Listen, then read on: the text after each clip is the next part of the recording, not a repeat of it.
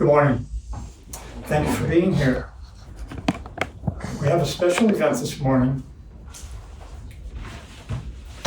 a book signing, which is to commemorate and celebrate the recent publication of this book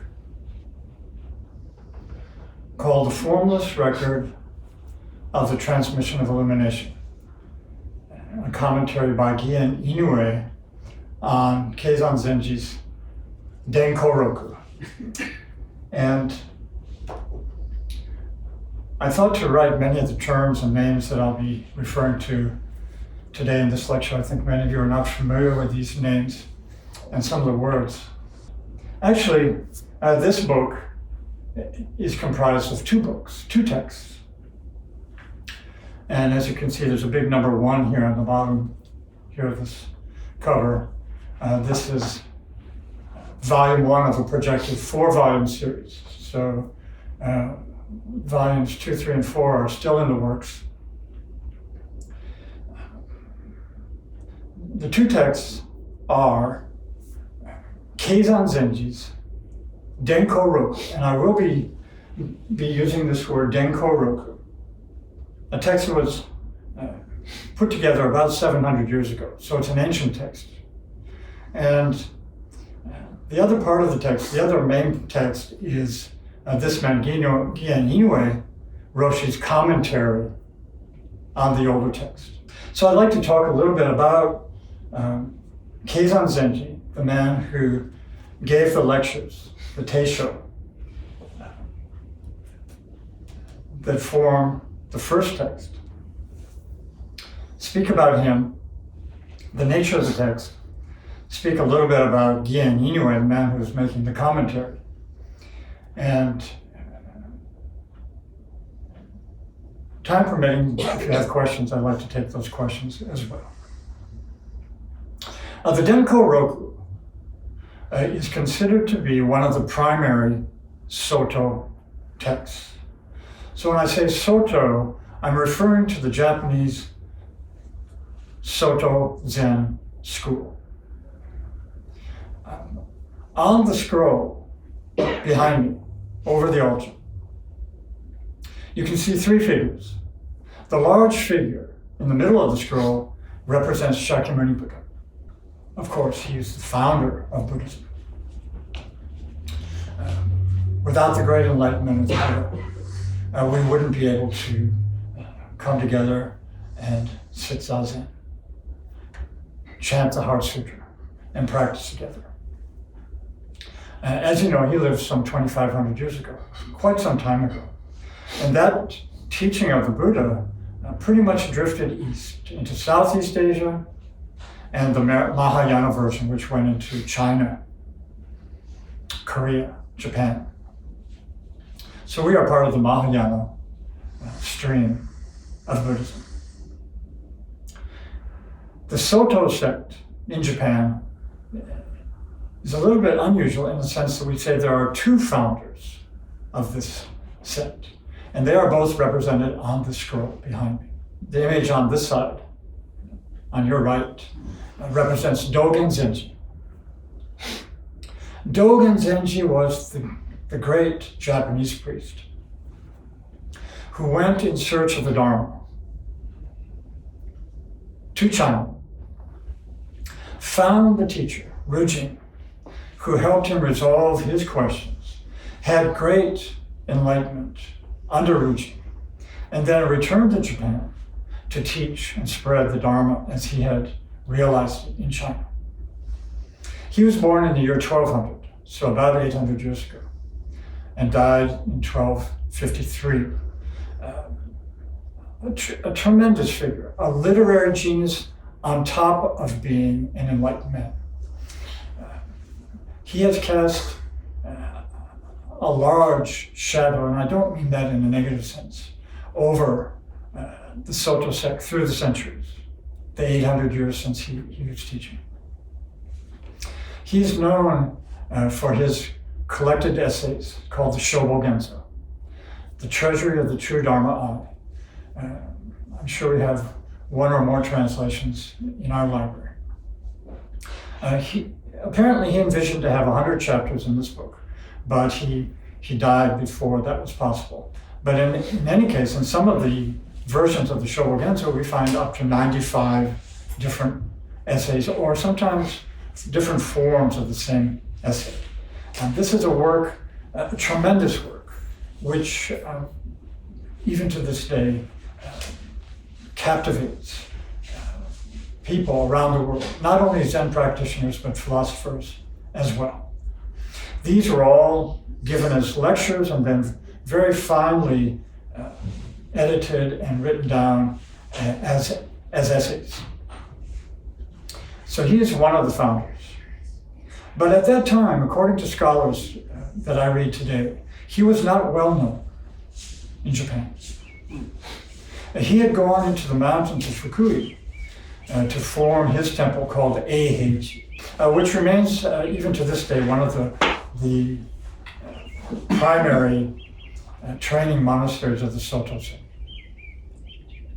The other of the two founders is Keizan Zenji, and he is represented on this side, on your left, I would guess, the lower left hand of that scroll. Keizan was born in the year 1264. So he was born about 11, 12 years after Dogen Zenji passed. He is considered one of the founders of the Soto sect because he, as well as his disciples, were really responsible for spreading the teaching of the Soto sect throughout the country of Japan. At one time, there were 17,000 Soto temples throughout the country of Japan, many of them in Keizan Zenji's lineage, and still even to this day. Keizan Zenji founded the other main training monastery, still in existence today, called Sojiji. You can see that name up here as well. Sojiji at one time was located on the Japan Sea side of Japan, but about 100 years ago, because that temple burned down, it was moved to Yokohama. Yokohama. S-O-J-I-J-I, Sojiji. A tremendously big training monastery still in existence. And so these temples, Eiheiji and Sojiji, remain the two main temples and lineages. One associated with Dogen Zenji, one with Keizan Zenji. Keizan Zenji did not leave behind many works. His main work is the Denko Roku, one of the texts that you would find in this book. Contrary to the Shobogenzo, which was very finely edited and written down and so on, the Denko Roku, on the other hand, was a collection of notes taken by one of his attendants and formed into a book. We don't have a lot of information about how this book came to be. The nature of the book is that what Keizan Zenji did was around the year 1300, so about 700 years ago, he was asked to present a teaching. And so what he did was he traced the lineage, the Soto lineage from the Buddha through 28 generations in India, 23 generations in China, and 2 generations in Japan, up to the person who ordained him, Kon Ejo Zenji, who was the direct disciple of Dogen Zenji and the second abbot of Eiheiji. Keizan Zenji was, his mother was a devotee of Avalokiteshvara Bodhisattva, the Bodhisattva of compassion, a very deeply religious person, evidently. And she sent off her son, Keizan, young Keizan, at the age of 7. At the age of 7, he went to practice at Eiheiji. So they lived in that general area. So from a very young age, young Keizan was in this environment, the monastic environment, at Eiheiji, where they would have been obviously talking about and studying and practicing the teachings of Dogen Zenji. By the age of 28, he had received Dharma transmission. From that time, Koan Ejo had already passed, probably at that time, so he received Dharma transmission, the certification that he was ready to teach from Keizan Zenji, the third abbot of Eiheiji. By that time, Keizan Zenji had retired from Eiheiji and formed another temple called Daijoji in Kanazawa.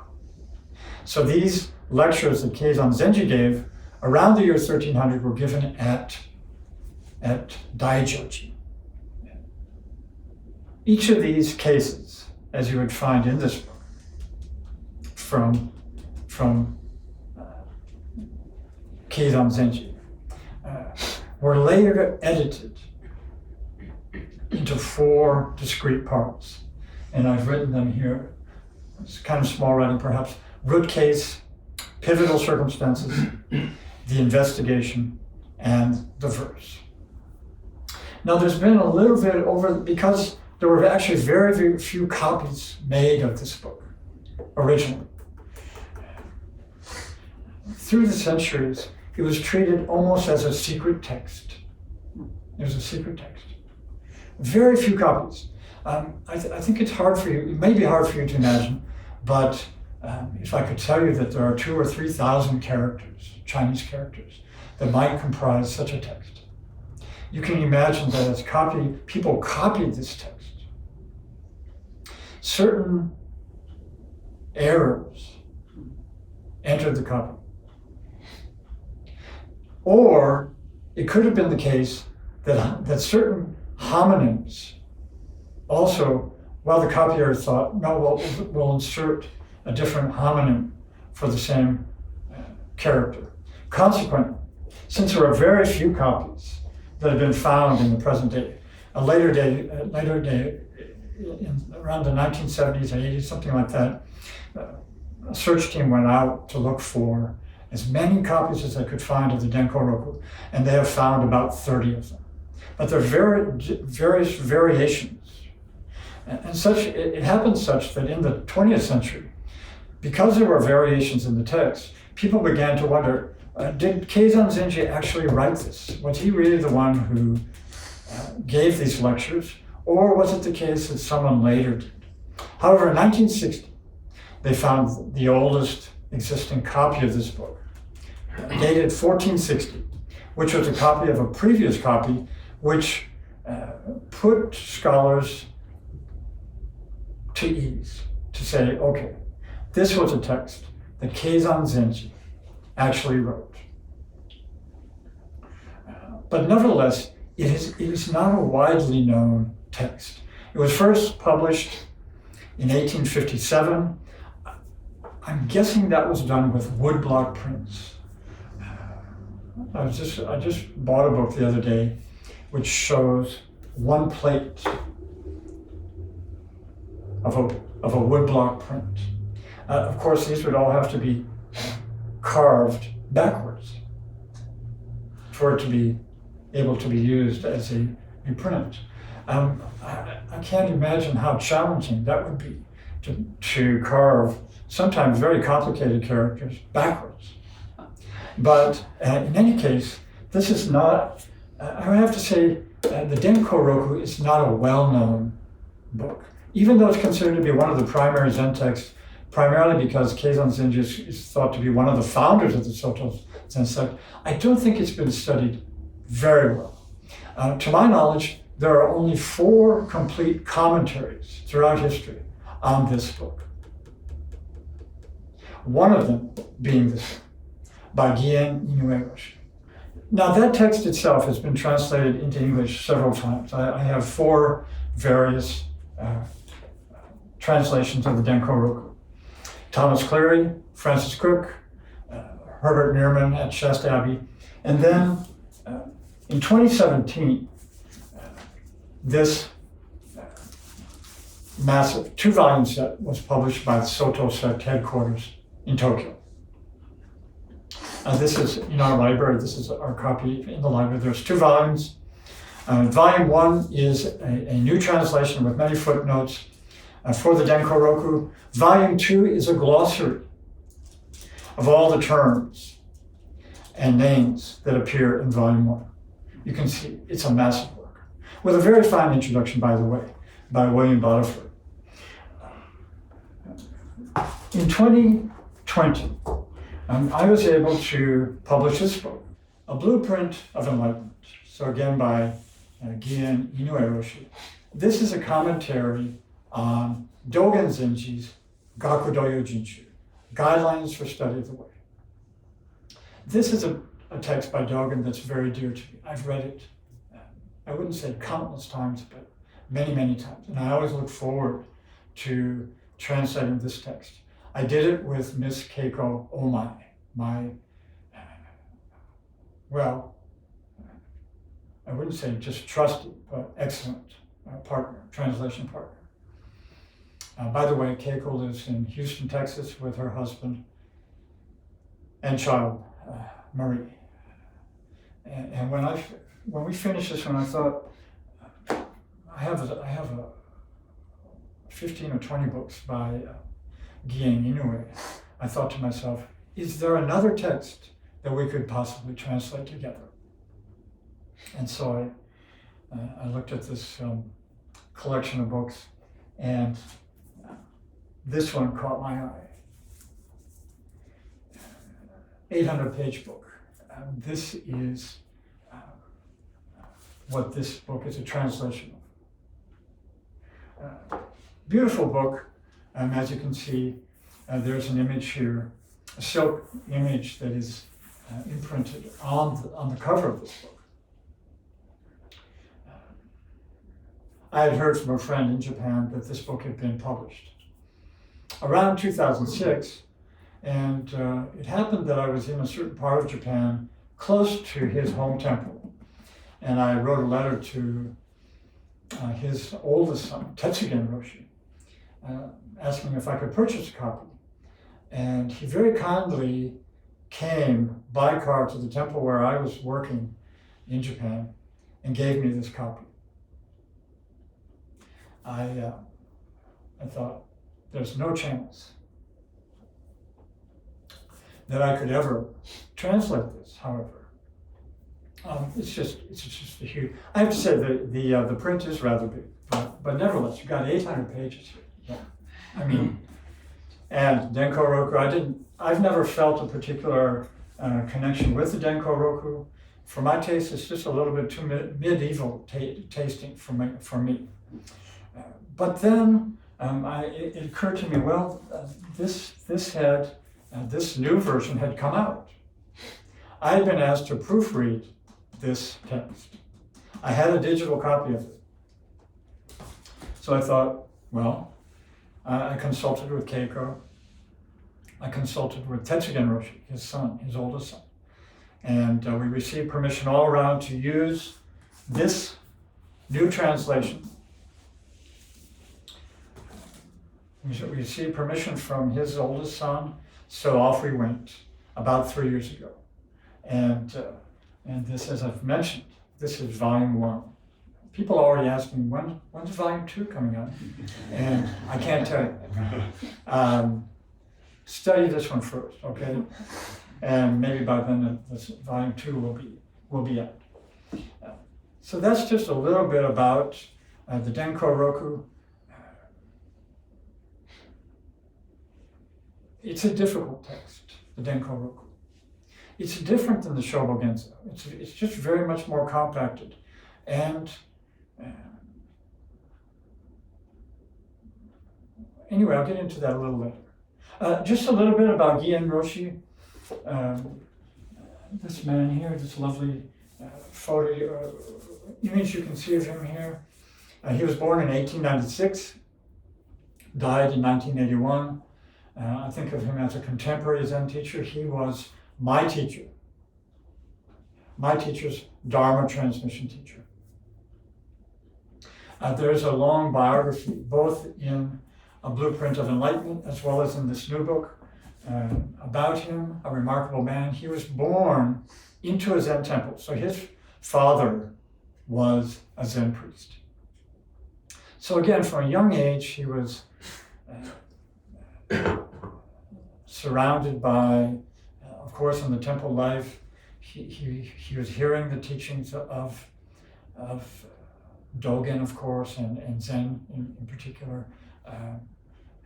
And evidently from a young age was captivated by these teachings. From a young age, he was recognized as a Dharma teacher by several well-known teachers. However, it wasn't until he was about 36 years old that he was given Dharma transmission from a man named Inoue Roshi, who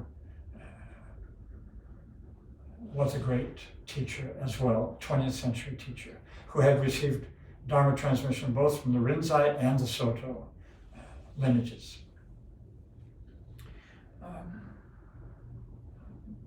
Is that all I have to say? I think there will be questions, but one thing I'd like to do is read 2 or 3 passages from this new book. It's often said that the way to know a quality Zen book is that you can pick it up at random. You can pick it up to any page and start reading. So I plan to do that today. And just give you a taste of so you're getting 2 teachings here really, but let me just emphasize here that the formless part of this title is coming from this text. So it says Muso Denko Roku in Japanese.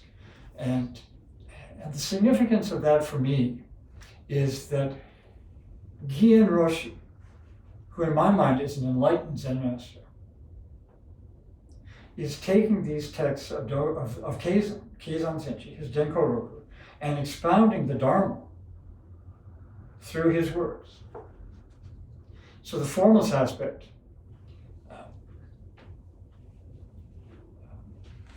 is his expounding the Dharma. And I like to emphasize a contemporary commentary. Because one thing I thought to mention is that I'm not trained, I'm not a scholar of Japanese language. I don't have a PhD in medieval Japanese. For that reason, I do not translate older texts. I've concentrated on contemporary teachers. Primarily my teachers. 2 books have been published by my teacher in English. And then these 2 books of Inoue Roshi. And I was thinking, some people may wonder, is it really necessary to have another book? I think it's a fair question. Don't we have enough books on Zen and Buddhism already? Why another book, right? When I started practicing some 50 years ago, there were very few Soto books about Soto Zen. There was one called A Primer of Soto Zen by Reiho Matsunaga. That was a translation of Dogen Zenji's Zuimonki. There was a book by Philip Kapleau, 3 Pillars of Zen. And then Zen Mind, Beginner's Mind by Shunryu Suzuki had also appeared in 1971. Then the first part of Uchiyama Kosho's book, it was called Approach to Zen. I think those were the 4 books on Soto Zen that were available at that time. And of course I'd read those books. But nowadays you can find maybe 100 or 200 or 300, I don't know. You can find many books on Soto Zen. So I think it's a fair question to ask. Is it really necessary to have another book? And one of the ironies about Zen is, even though we say a transmission outside of the teachings, not dependent on words and letters, specifically talking about the Zen transmission,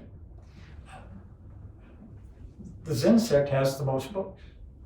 You can find the most books about Zen, even though we're professing to say there's something that's been passed down that isn't in a book. Why? Why is that? Why is that? And I think the reason is that all teachers who have realized it feel, well, at least many of them, feel that urge to try and express the Dharma to their students. That's inevitable. So everybody throughout, many of these enlightened masters have done that. And that's true of Gien Inoue as well. He's, as I mentioned, I've got 15 or 16 or more of his books at home on various fascicles of the Shobo Genso, on this and that and the other thing. And these books, by and large, are not written down. They are simply transcriptions of lectures that they have given. And so there will always be more books. There will always be more books. But as I said, the way to find the quality one is you're going to open it up at random. And what do we have here?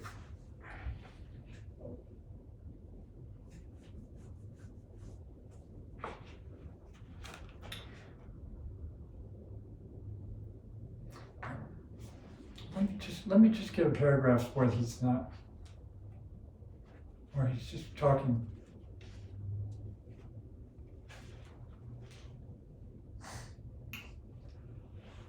So here's a line from Keizan Zenji. This is from the Daigaku Rumme. But even so, you must not come thinking of fall over by oneself, get up by oneself. So that's just one phrase out of the Daigaku Rumme. This is Inoue Roshi speaking. You can't just set yourself up and do all kinds of things in your own way. That is no good. It is absolutely no good. The reason for this is that with your past bad habits, you have failed to see yourself in this way. With that limitation, you attempt to use this thing, and then he often refers to this thing. My teacher did as well. They didn't want to say the human body and mind, but this, according to your own preferences. You attempt to use this thing according to your own preferences, mistakenly believing it is something that you possess. But if you do it in such a way, you will never succeed. And here's another line from the Daigaku Rumme. Thus, the ancestral teachers have close face-to-face encounters, simply meeting one another in such a way. Now Inoue Roshi speaking. As mentioned at the very beginning, all the ancestral masters had intimate and close encounters with themselves. In other words, they abandoned themselves, they forgot themselves, and only then were they able to fully realize the truth. They speak from that personal perspective. Okay, so here's a reference then to why all of these people have wanted to expound the Dharma. They have truly understood themselves, and they want everybody else to know. Please, just get to know yourself. Look at Keizan Zenji. When he learned about the encounter of Namquan and Zoju, in which Namquan asked, "What is the way?" and Zoju replied, "Ordinary, everyday mind is the way." Keizan Zenji promptly answered, "Something pitch black races through the night." This was his expression of his enlightenment on hearing this story. Something pitch black, often thought to be like a ball of black lacquer, something running through the night, but something we can't see. 5 or 6 years earlier, he had gone to Zenji, his teacher, saying that he could see the 3,000 worlds with his own eyes, but Tetsu Zenji told him, that's useless. Several years later, Keizan Zenji now said, something pitch black races through the night. He meant, I'm active, as I am right now, with a presence that cannot be described in expressions of where I am or how I am. He was full of confidence because he had seen the truth of himself, but Tetsu Zenji, his teacher, told him, you still haven't said enough. In response, Keizan Zenji then said, when rice is served, eat rice. When tea is served, drink tea. It was only then that Keizan Zenji was verified by his teacher. When the eye encounters something round or square or whatever else comes into view, it just responds accordingly. Nobody does anything for that to happen. Everything is this way. This is the way things are made. This is an important point. That may seem kind of mysterious to you. But maybe not. I don't know. Do we have time for another something here? Gien Zenji says, try cutting off the function of discriminating consciousness, sometimes called the root of consciousness. And here is Inoue Roshi commenting. There is a root of consciousness, me, that idea of me. And you are simply unable to remove it. You can't help holding on to it because you innately believe this is me. When you were a child. And you've been nurturing such a belief ever since then. As you don't know you are deluded, there's no way for you to discover how to remove this belief. The Buddha penetrated this human condition, and he saw how he really was.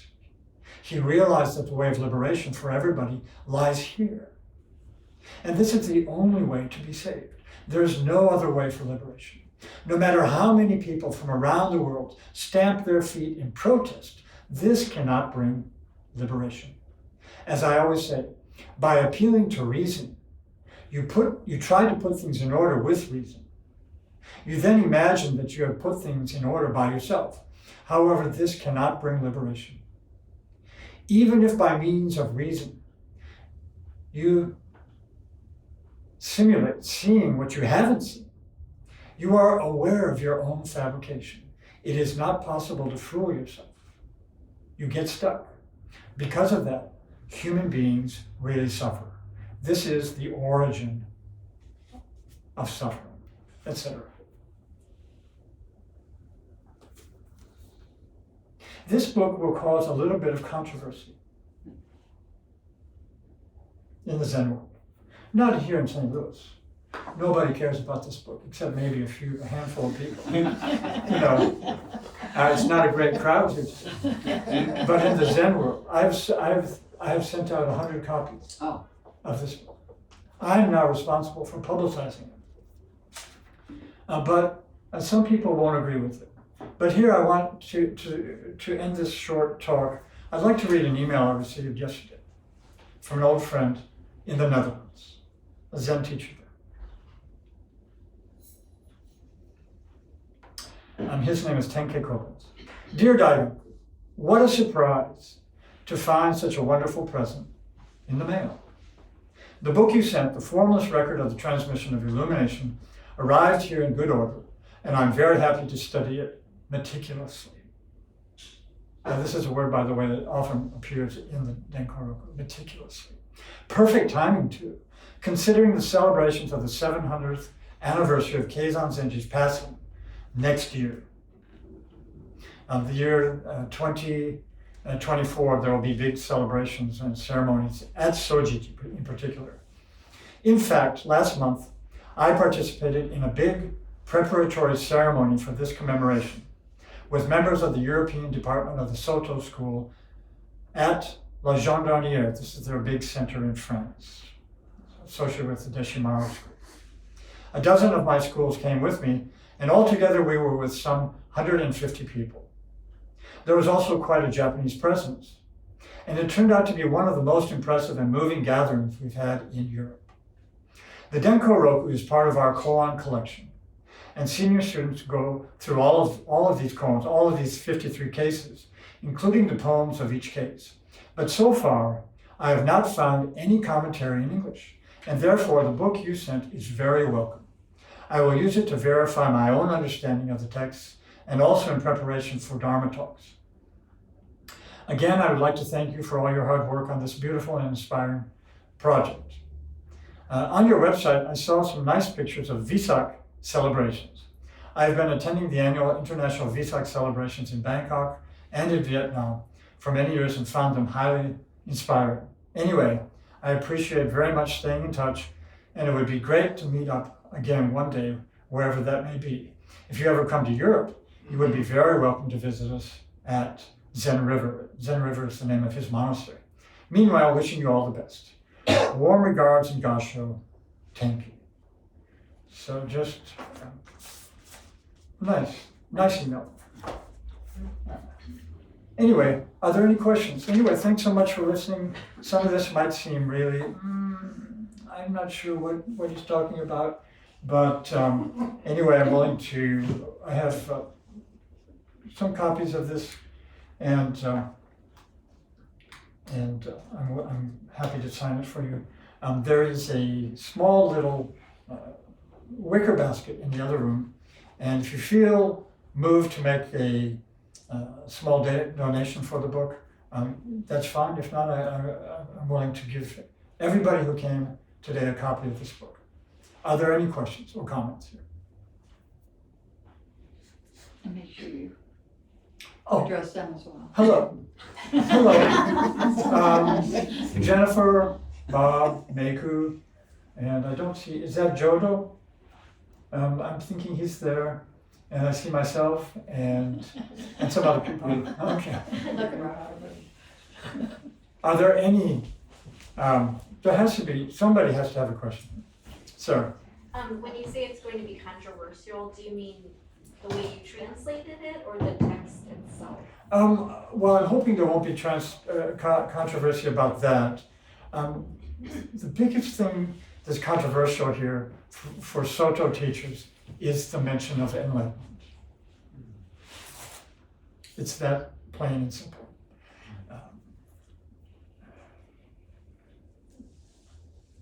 Nowadays, many Soto teachers don't even want to talk about the word enlightenment.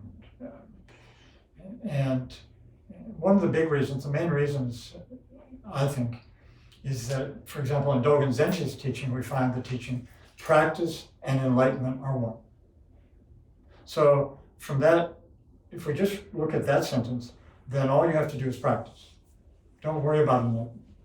That's going to happen, or it's happening within practice. This is pretty much the reasoning and the teaching of many Soto Zen teachers. And from my point of view, the problem with that is that that teaching was given from the standpoint of enlightenment. And so I think Inoue Roshi would agree with me that what's necessary is that we have to verify that for ourselves. It's not enough just to read or hear somebody talk about that and sit there and sit. We need to verify that. And let's call that enlightenment. And Inoue Roshi, as well as Keizan, as we read this Denko Roku text, we can see that he had his own verification, and he's saying that that's an important part of practice. In a way, he's emphasizing that more than Dogen Zenji did, I would say. So for that reason, it's not only this book, but such kind of books. All of the books that I've translated would fit into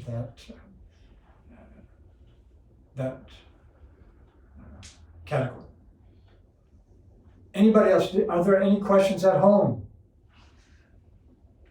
Colorado, please speak up. Will, you must have a question. I do have one question, and you mentioned that the format of the Denko Roku was in a koan format, a root case, etc. Right. How did that come to be in the Soto tradition? It's usually associated with the Rensai tradition. Right. Yeah, that's a great question, and I mentioned very briefly these four words, these four categories: root case, pivotal circumstances, investigation, verse. Apparently, these were all added as dividers, you could say, in the text much later. That was not something that Keizan Zenji did, or even the first. That was done much later. But in subsequent in modern editions, you'll find there's the root case, usually very short, where Keizan Zenji is introducing the previous teacher, the person who became his disciple and successor, how they met, where they met, the question that either the first teacher posed or the question that the next teacher brought to the practice is mentioned. This becomes the koan, that question, the root case. The pivotal circumstances are sometimes short, sometimes long. These are a lot of times taken from Chinese texts that describe some of the biographical information, the setting, both the older teacher and then the next person down. The investigation is Keizan Zenji's commentary on that koan. And then the verse is something that he is as well puts at the bottom. I think, and I'm just speaking for myself, I think that's one of the reasons that this matter of the koan being presented in that way, that this book is not, the Denko Roku is not so well known and studied in the Soto Zen. For that, what I mentioned, because of this, there's an expression my teacher used to use where a person says, "Oh, I don't like to eat sushi," for example, even though they've never tasted sushi. How could they know they don't like it if they've never tried it? And yet, that kind of metaphor was used in the Soto sect for people who rejected koan practice. They've never really examined it or looked at it or seen the need for it. Koan, no, that's, as you mentioned, associated with the Rinzai sect, and the reason that they have this antipathy towards koans is they think that in the Rinzai sect there's too much emphasis on enlightenment. Studying koans is going to result in enlightenment. Now there are problems. My teacher as well pointed out problems with the koan, what we call koan Zen. But there are equally problems with shikantaza as well, associated with the Soto sect. And my teacher was shikantaza, just, and shikan koan, just the koan. And he always taught that to resolve one koan would be enough. All other koans would fall away if you truly understood one koan. So it's a little different than in the Rinzai sect. In the modern Rinzai sect, they have hundreds of these koans, and they, I think you've got it. You've kind of got that one. So here's another one. And they'll, for someone to become a Roshi, an abbot of one of the training monasteries, they have to go through hundreds of these koans. But I think that's one reason the Denko Roku is not so well known in the Soto Zen. Yeah. Thank you. Yeah. So is it often that you said, so the Denko Roku is ancestor down to ancestor down to ancestor in the lineage. So is it often that the student has a question that... That's the way it's formed, it's presented. Is that part of their, what pushes them Yes. towards enlightenment? Yes. This koan, this question becomes the meat of the practice. Let's see if I can just find one here. A lot of these root cases are really quite short. Here's number 3, Sanavasi. So there was the Buddha, Mahakashapa, Ananda, and then Sanavasi. The third ancestor, Venerable Sanavasi, asked Venerable Ananda, what kind of thing is the fundamentally non-arising nature of dharmas? That's his question. What kind of thing is the fundamentally non-arising nature of dharmas? Ananda pointed to the corner of Sanavasin's Kasaya, like this. Okay. Sanavasin asked again, what kind of thing is the original nature of the Bodhi of Buddhas? So he's coming back with another question. What kind of thing is the original nature of the enlightenment of Buddhas?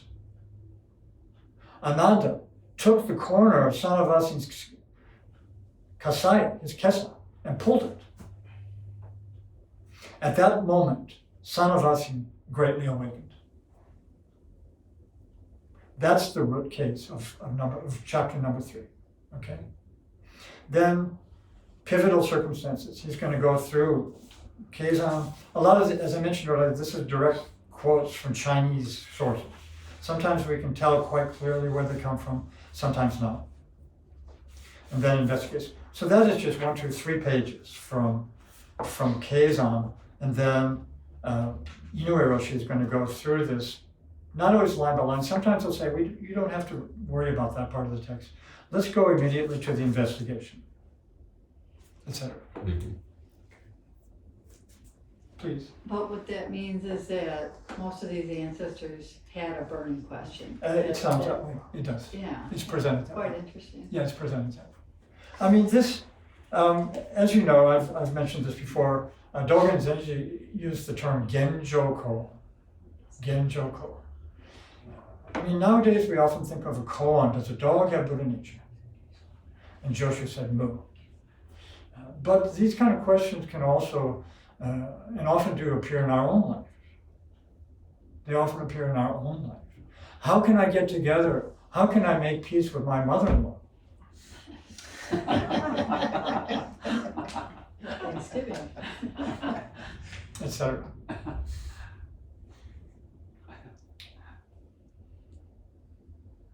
Is there anything about Keizan Zenji's father? Like being I don't know. I don't know. I want to mention there's an excellent, in volume 2 of this book, there's an excellent introduction by William Bodiford, one of my favorite scholars, about the Denko Roku, and there's information, biographical information about Keizan Zenji, which I referred to a little bit in my talk. I don't remember him talking about his father, but you know, as you can imagine, 700 years ago, it's a long time ago, so a lot of this information is not well known. Yeah.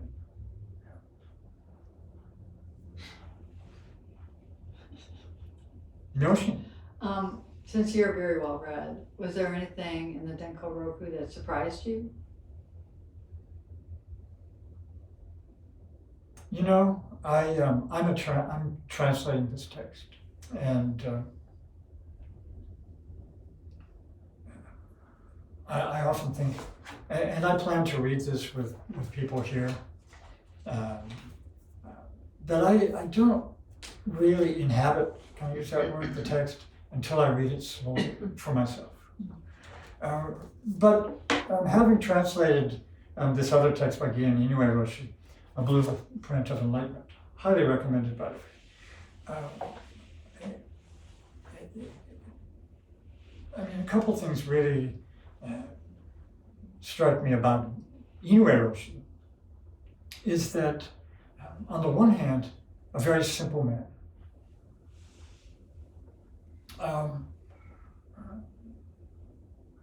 He's very fond of going like that, which in the text is written CLAP, exclamation mark, as a way of demonstrating the Dharma. He'll come back to this over and over again. So on the one hand, it's like Gute. It seems very similar to Gute, who could answer any question with one finger. Very famous koan. I know some of you have heard me talk about this. He could answer any question. What is the Buddha Dharma? He would hold up one finger. What is the true self? And so on. And he could answer any question with one finger. And in some ways that seems similar to Inoue Roshi with his, he's fond of doing that. But on the other hand, this is a very rich text. he's covering so many things, but they all come back to that clap. It's curious, but he covers. So he's a very simple man in one way, but he's also an enlightened man in my estimation, and that a simple clap could take so many words is astounding.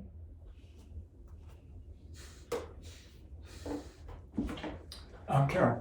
Why do you think Keizan isn't more well known? I think it's partly because Dogen was so great. Yeah, Dogen was a towering genius. And not only an enlightened man, deeply enlightened man, but a literary genius. His Shobo Genzo has just, through the ages, has been the pillar of Soto Zen teaching to this day. right. And Keizan has very little in terms of written teachings. And so I think that's the main reason. They still considered a co-founder? He is still considered, because as I mentioned earlier, many of the temples, because as I mentioned during my talk, Dogen Zenji was not well known. He had formed his first temple in Kyoto, but decided that his teacher Rujing had said, no, you should really go into the mountains. And he was not well known at his time. Yeah. It was much later, after Keizan and his disciples, who were responsible for going throughout the country of Japan to spread the teaching, that Soto, which remains to this day one of the great schools of Buddhism in Japan. Is he more well known in Japan? Oh yeah, I think so. Okay. And particularly, as I mentioned, for temples that come from the Sojiji lineage. Even still, Denko-roku, and this I don't know about. I could be criticized for saying that it's not well known. I mean, people all have a copy of it at home, but have they thoroughly studied it? And it's going to be easier if you have a commentary. It's just a modern day commentary. Inoue Roshi brings it to life, in my mind. So, yeah. Okay, I see some people are getting restless here. Anybody And, online have a question? Anybody online? I can't. How might you define enlightenment? Oh, okay. How can I define enlightenment?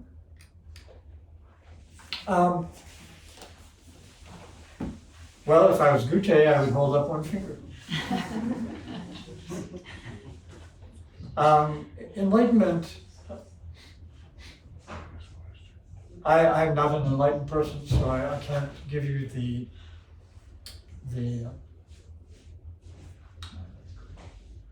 great answer, but enlightenment is to, in one way you could say, to let go of the self, to let go of that attachment to the ego. As Dogen Zenji said, to study the way of Buddha is to study the self, that's the big self. To study the big self is to forget the small self. Once you forget the small self, then everything is the self. Everything is the self. Whatever we see, hear, smell, taste, touch, and think is the self. There's no longer any separation between you and the environment, because there's no longer an attachment to that sense of me. So I'm putting words to what enlightenment is, but it also means that the way has disappeared. There's no longer any separate way or such. You are the way. You have become the way completely. Yeah. Okay, I'd like to thank the people from Colorado. I think some of you are in Colorado. Is that correct? And some of you are here in St. Louis. And I don't know where you other guys are. I can't see you. But thanks for being here. Jodo, did you get your copy? I put a copy for you in the mail. Yeah, we have All right. All right, thanks so much for being here. We're going to close up here and I'm happy to sign copies for anybody who'd like to